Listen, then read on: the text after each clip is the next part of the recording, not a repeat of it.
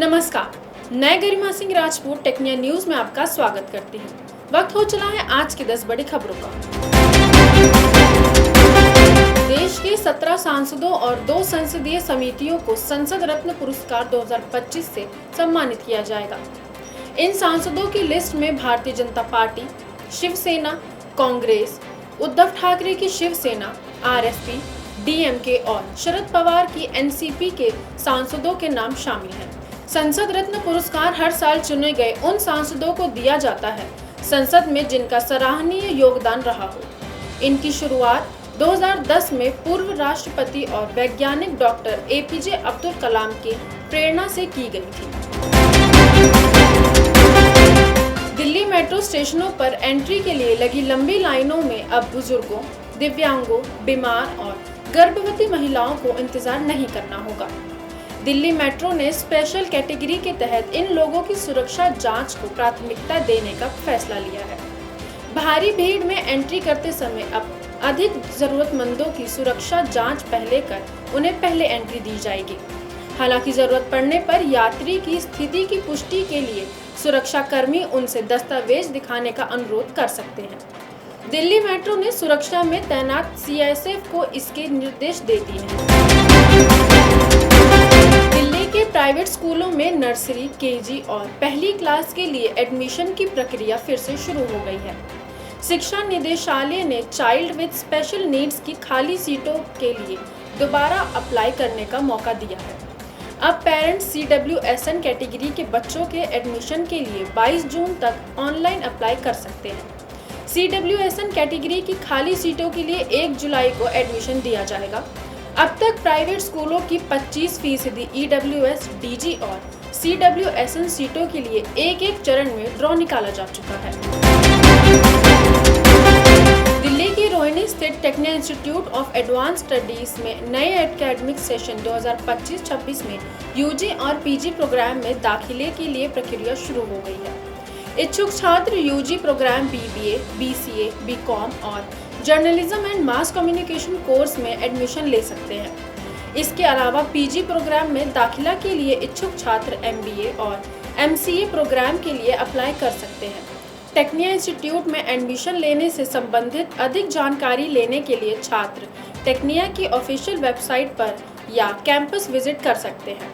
Tecnia institute गुरु Govind Singh Indraprastha university से संबद्ध है। भारतीय जनसंचार संस्थान दिल्ली में पीजी स्तर पर MA इन मीडिया बिजनेस स्टडीज कोर्स के लिए आवेदन आमंत्रित किए जा रहे हैं।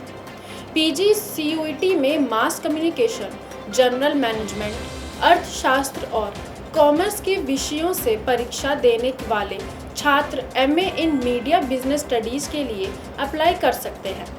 मीडिया बिजनेस स्टडीज कोर्स उन छात्रों के लिए विशेष उपयोगी है जिनका जनसंचार के साथ साथ फाइनेंस के क्षेत्र में भी रुझान है।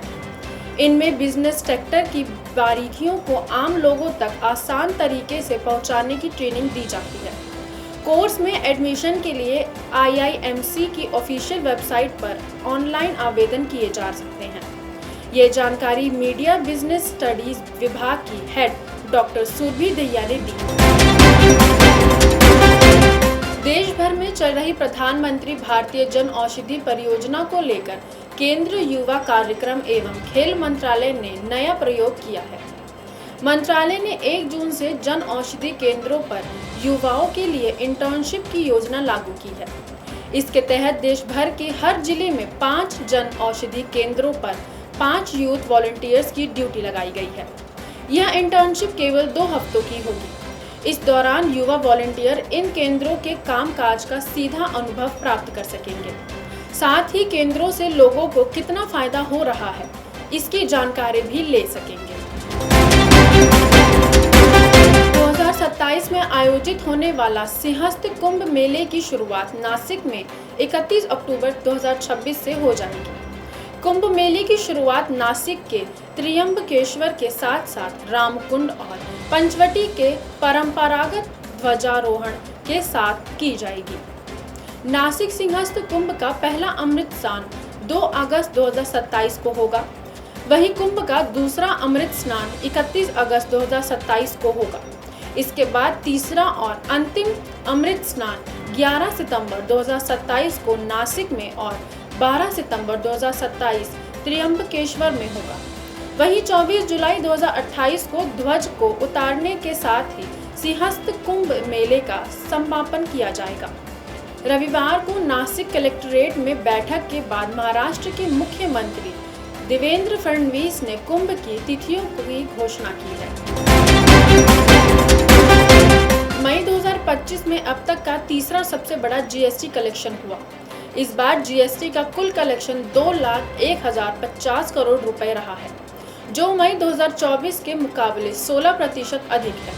वहीं अप्रैल 2025 में जीएसटी कलेक्शन का आंकड़ा अब तक का सबसे अधिक रहा है। अप्रैल 2025 में 2,36,716 करोड़ रुपए का जीएसटी कलेक्शन हुआ था, जबकि अब तक का दूसरा सबसे बड़ा जीएसटी कलेक्शन अप्रैल 2024 में 2,10,000 करोड़ रुपए रहा है। मंगलवार को आईपीएल सीजन 2025 का आखिरी और खिताबी मुकाबला खेला जाएगा। वहीं इस बार आईपीएल को उसका नया चैंपियन मिलना तय हो गया है। रविवार को दूसरे क्वालिफायर मैच में पंजाब ने 5 बार की चैंपियन मुंबई को 5 विकेट से हराकर फाइनल का टिकट जीत लिया। वहीं रॉयल चैलेंजर्स बेंगलुरु ने पहले क्वालिफायर में पंजाब को हराकर पहले से ही सीजन का फाइनल मुकाबला खेलने के लिए तैयार है। दोनों टीमों की लीग की पहली ट्रॉफी हासिल करने के लिए एक दूसरे से भिड़ेंगी। लीग का फाइनल मुकाबला अहमदाबाद नरेंद्र मोदी स्टेडियम में खेला जाएगा। Imran Hashmi star film ground zero सिनेमाघरों के बाद अब ओटीटी पर रिलीज होने वाली है। हालांकि फिल्म को सिनेमाघरों में मिला जुला रिस्पांस मिला था। सिनेमाघरों में फिल्म 25 अप्रैल 2025 को रिलीज हुई थी। वहीं अब ग्राउंड जीरो 27 जून को ओटीटी प्लेटफॉर्म प्राइम वीडियो पर रिलीज की जाएगी।